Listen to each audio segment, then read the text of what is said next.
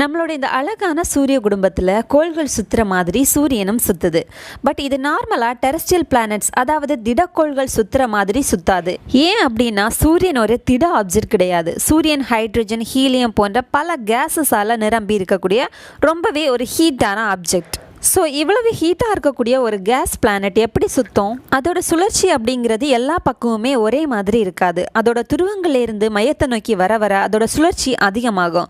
அதாவது ஒரு முழு சுழற்சிக்கு துருவங்களில் 35 நாள் அப்படின்னா கீழே இறங்க இறங்க 31, 28, 26 அப்படின்னு சொல்லிட்டு குறைஞ்சிட்டே வரும். இப்படி பகுதி பகுதியாக சூரியன் ஒரு சுழற்சி அடைகிறதுக்கு மொத்தமாக 27 நாட்கள் எடுத்துக்கும். இப்படி இந்த சூரியன் ஒரே மாதிரி சுத்தாமல் மேலே கீழே நடுவுலன்னு சொல்லிட்டு பகுதி பகுதியாக வெவ்வேறு ஸ்பீடில் சுற்றும் போது சூரியனோட மேக்னெட்டிக் ஃபீல்டு ஒன்னோட ஒன்று சேர்ந்து ஓவர் லூப் ஆகி டைட் ஆகும். இதன் மூலமாக தான் போர்ஸ் அப்படிங்கிற சன் ஸ்பாட் உருவாகுது. இந்த சன் ஸ்பாட் அப்படிங்கிறது ஒரு பூமியை உள்ள அடைக்கிற அளவுக்கு பெருசாகவும் சின்னதாகவும்